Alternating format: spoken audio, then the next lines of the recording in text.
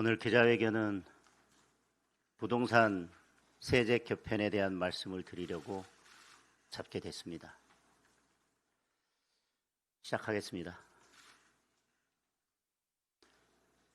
역시 이재명 대통령은 국민보다 자신이 먼저였습니다. 오늘 국무회의에서 보안수사권을 폐지하는 형사소송법 개정안이 의결되었습니다. 거부권 행사를 끝내 거부한 것입니다. 강력범죄 피해자와 국민들이 그토록 절박하게 반대했지만 결국 대통령은 자신의 재판을 통째로 지우기 위해 피해자를 울리는 악법에 서명을 했습니다. 지독하게 본인만 생각하는 대통령입니다. 이기적 제명, 이것이 대한민국 대통령의 이름입니다. 부동산도 마찬가지입니다. 대통령은 장특공 등 온갖 세제 혜택을 다 받고 편법적인 집주인 대출까지 해가며 자신의 분당 아파트를 29억에 팔았습니다. 그래놓고 무주택자가 되자마자 국민에게 세금 폭탄을 안겼습니다. 국민의 가슴에 불만 지르는 상습 방화범입니다. 어제 정부가 발표한 세제 개편안은 한마디로 국민 앞으로 날아온 증세 고지서였습니다. 거래 정상화 이렇게 포장했지만 본질은 분명합니다. 집 가진 죄를 묻는 징벌세입니다. 잡으라는 집값은 못 잡고 집 가진 국민만 잡겠다는 것입니다. 1주택도 실거주 여부로 갈라치게 하고 실거주하지 않는 1주택자의 종부세 부담을 대폭 늘렸습니다.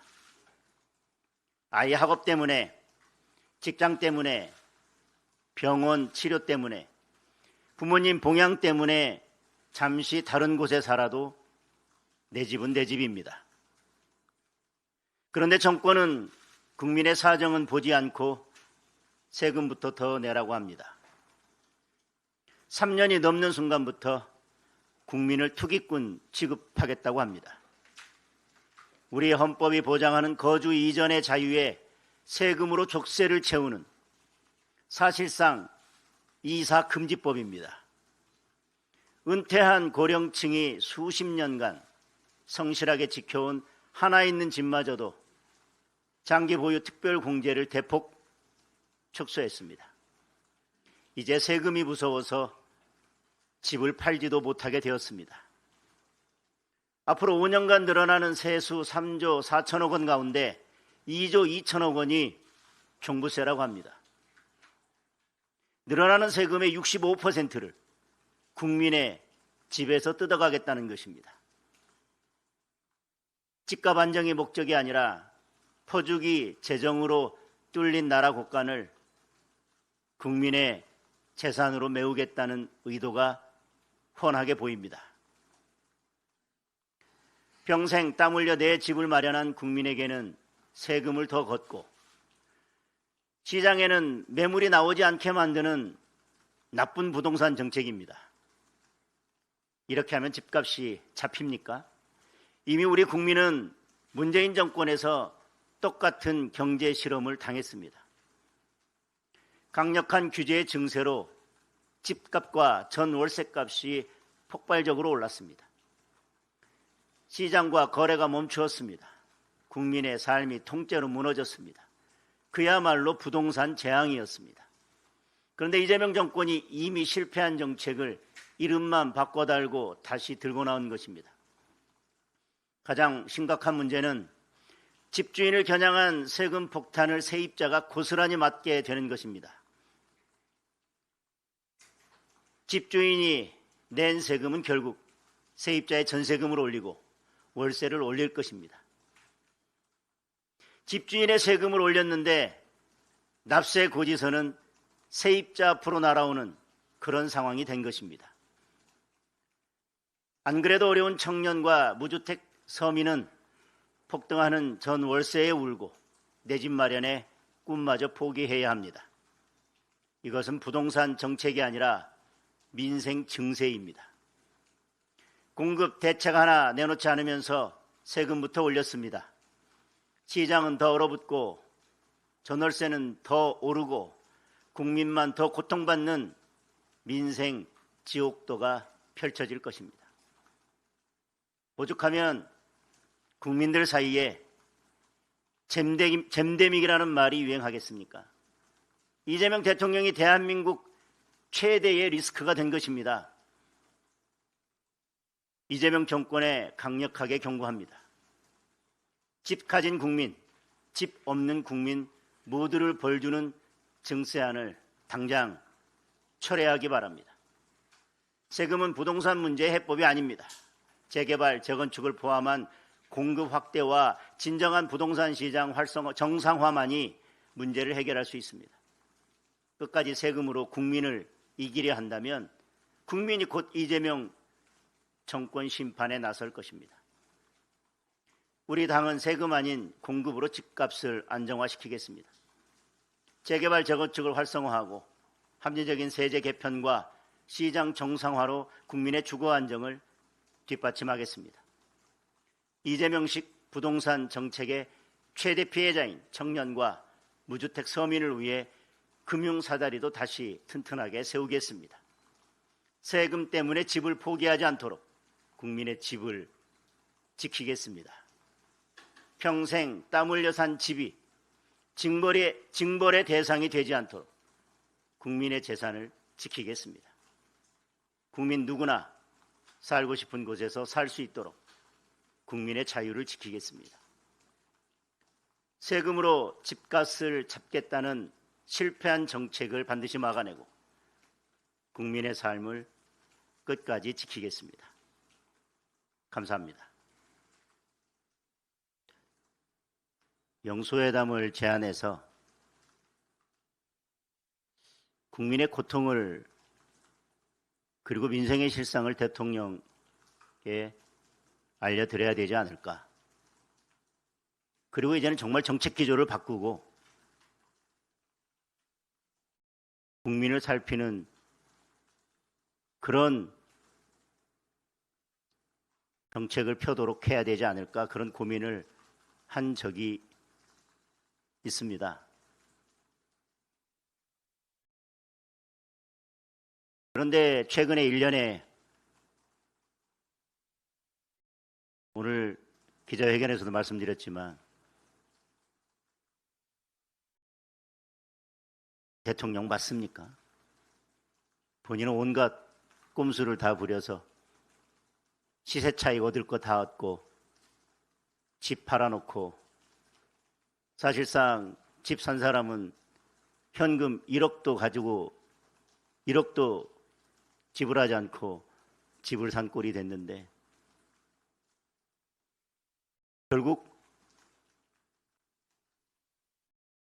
모든 혜택을 다 누리고 본인은 세금 내지 않기 위해서 이렇게 세금 폭탄 터뜨리기 위해서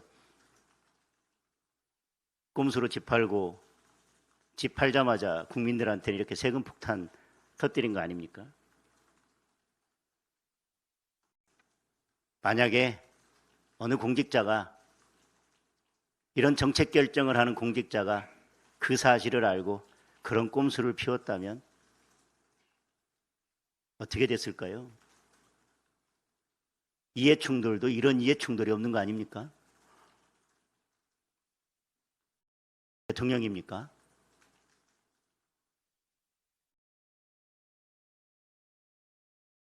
레버리지 ETF 때문에 증시가 정말 지옥이 됐는데 조정식 국회의장을 시켜서 연임 개헌을 얘기했습니다.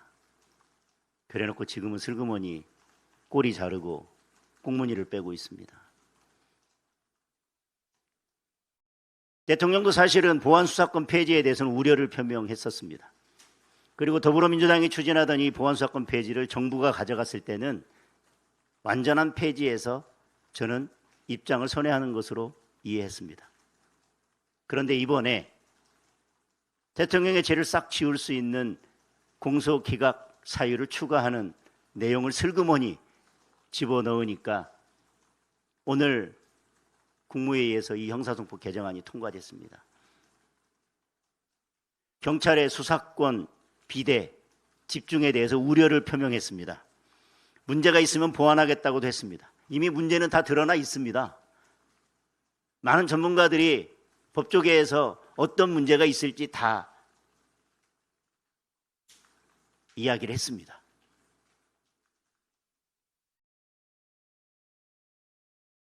장윤기 사건이 그 모든 것을 극명하게 보여주었고 부산 돌려차기 피해자가 대통령에게 피눈물로 호소를 했습니다. 그런데도 공소기각 사유를 추가하자 오늘 국무회의에서 이 법안이 통과됐습니다. 어제는 부동산에 대해서 세금 폭탄을 터뜨렸습니다. 전당대회 중에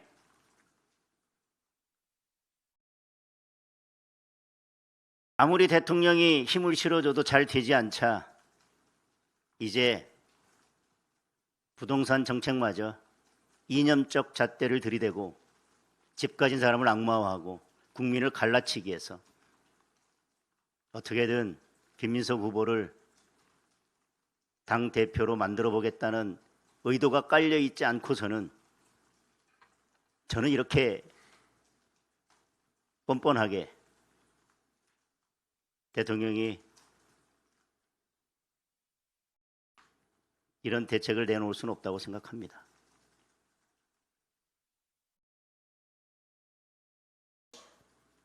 제가 이기적 제명이라고 말씀드렸습니다. 정말 이기적이지 않습니까? 대한민국 역사상 대통령이 아니라 웬만한 정치인 중에서 이렇게 이기적인 사람이 과연 있었습니까? 본인 한 사람을 위해서 대한민국의 모든 시스템을 다 망가뜨리고 국민을 갈라치고 국민이야 피눈물을 흘리든 말든 나만 살면 되겠다는 생각으로 이렇게 국정을 운영했던 대통령이 아니라 정치인이 과연 있었을까요?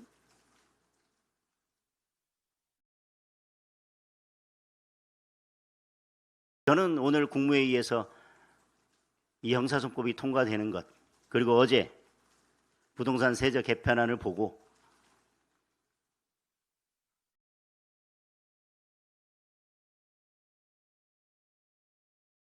이재명 대통령과는 영수회담이 아니라 그 어떤 대화도 필요 없다는 생각을 했습니다. 무슨 이야기가 이재명 대통령 귀에 들어갈 수 있을까요?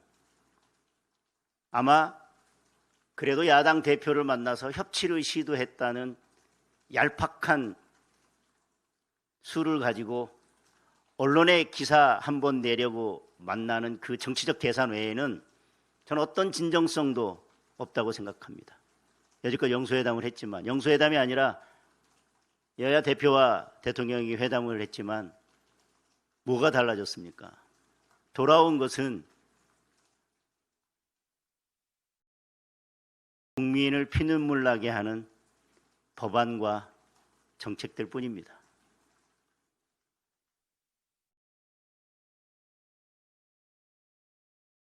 대통령의 감정은 있습니까?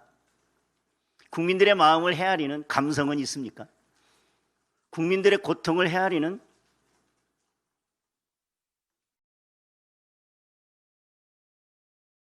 감정이 존재하는 것입니까? 병사가, 해군 병사가 차가운 바닷가에서 죽음을 맞이하고 있을 때 골프를 쳤다는 의혹이 있지만 아무런 대답도 하지 못하고 있습니다. 그러면 쳤다고 보는 것이 맞을 것입니다. 그에 대해서 골프를 쳤느냐고 묻는 질문에 답도 하지 않고 부적절했다는 사과 한마디 없이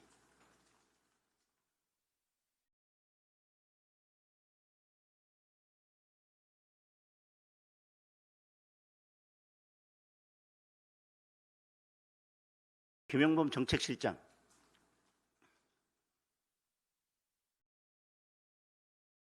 레버리지 ETF를 이렇게 만들었으면 거의 대한민국 전체를, 그리고 대한민국 국민 전체를 거대한 도박장으로 끌어들인 탄군 이래 최대의 도박장 개장죄에 해당하는 인물을 두고 어떤 조치도 하지 않고 있습니다. 오히려 떳떳하게 외국에 나가서 국민들은 지옥을 경험하고 있는데 결론은 그게 내 잘못은 아니다. ETF 때문만은 아니다. 그게 이 정책을 추진했던 정책실장의 입에서 나올 말입니까? 국방부 장관이 근무지를 이탈했다는 의혹이 계속 제기되고 있는데 누구도 그동안의 해명을 납득할 수 없는데 어떤 입장도 내지 않고 국민들의 염장을 지르고 있습니다. 급기야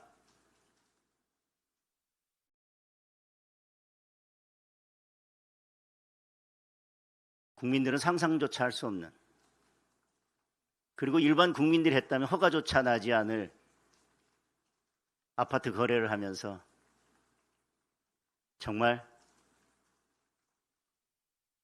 대단한 신공을 보여줬습니다.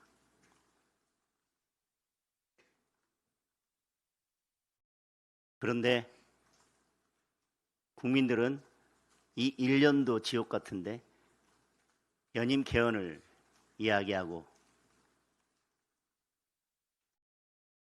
강력범죄의 피해자들이 피눈물을 흘리며 호소하는데 보안수사권 폐지를 눈 하나 깜짝하지 않고 국무위에서 통과시키고 거기에 자신의 재판을 다 지우는 공소기각 추가 사유를 얹어서 통과시키는 이런 대통령이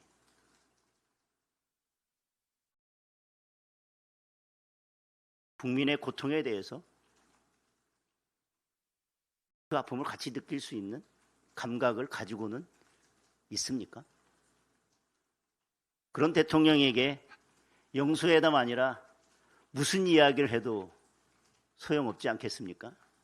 예수님, 부처님 어떤 분이 와서 얘기해도 안 들을 사람 아닙니까? 뭐 영수회담 해서 뭐 하게요?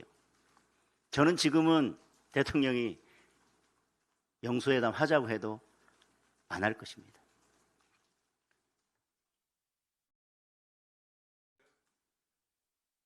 예.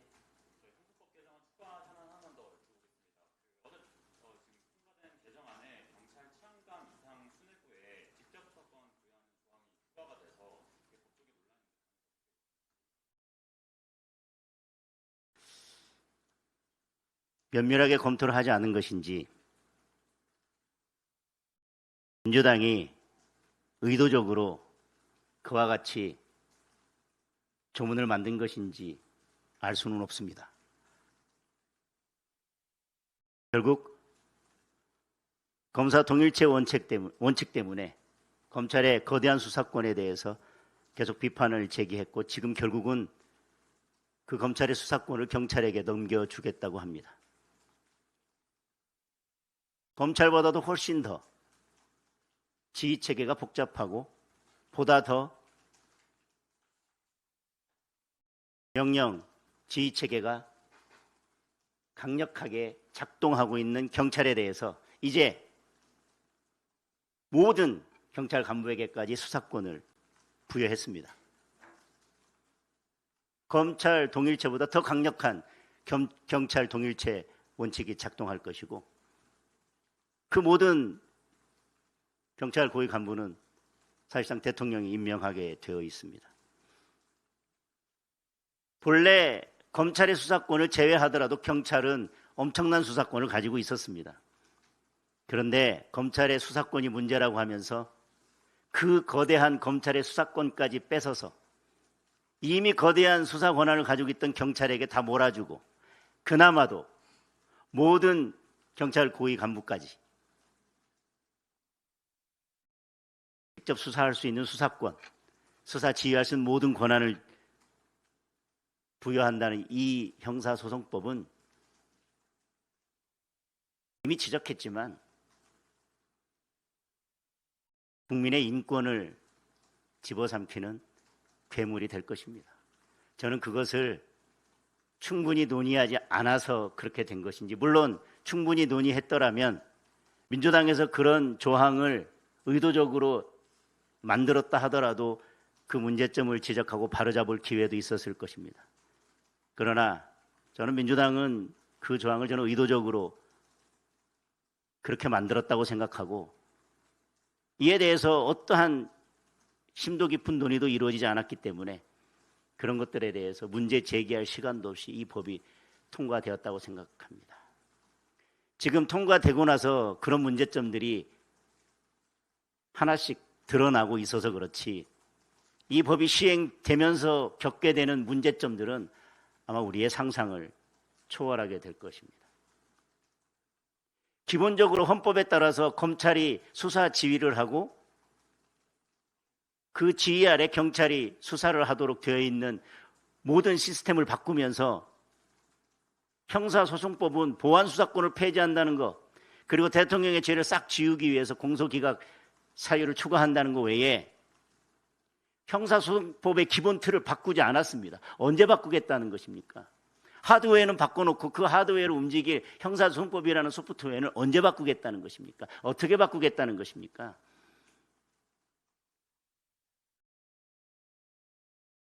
이것이 제대로 작동하고 국민의 생명과 신체 그리고 국민의 인권을 보호하는 수사권이 될 거라는 기대는 저는 일찍 버리는 게 좋다고 생각합니다.